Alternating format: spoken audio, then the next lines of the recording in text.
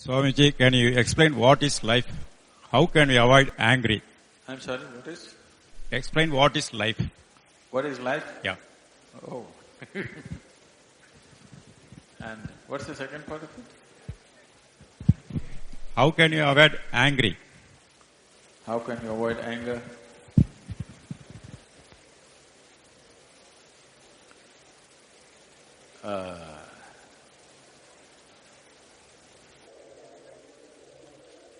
See, if you're driving in the Coimbatore streets,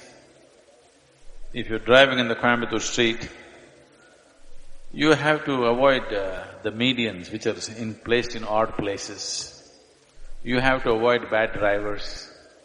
You have to avoid drunken men crossing the street, children crossing the street, all kinds of things. But when you're driving in Coimbatore street, do you have to avoid the moon? I'm asking, do you have to avoid the moon? No, because the moon is not on the street, isn't it? So similarly, right now are you angry? No? Then why should you avoid it? There's no need to avoid it. It is just that you think anger is an entity. Anger is not an entity. You become angry. You become angry. Anger is not sitting somewhere and you go hit it. There is no such thing. You become angry. When you become angry, is it pleasant for you or unpleasant for you? Unpleasant for you.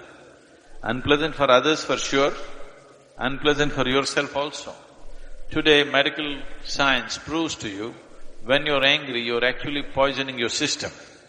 You know, we have always known this, but today chemical tests clearly show you that you're actually poisoning your system, generating poison in the system by being angry. So, why would you want to poison yourself? It is not a conscious act. You're poisoning yourself, you're causing unpleasantness to yourself only because your mind is not taking instructions from you, isn't it? It is not taking instructions from you.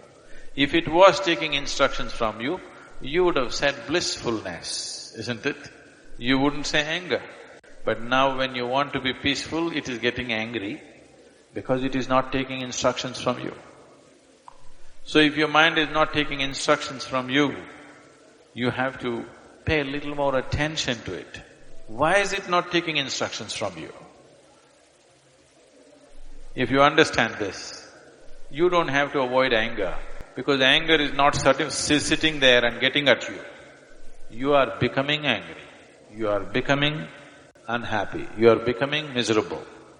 These things are happening to you essentially because you have not done anything to take your faculties under your control. It is happening accidentally, just by chance. If outside situations are good, you are also good. If outside situations are bad, you're also bad. That is not how human life should be. Human life should be like this. If I am good, everything around me becomes good. This should be the reality, isn't it? Right now, if things around me are whichever way, I will become that way. No. Human consciousness should create situations.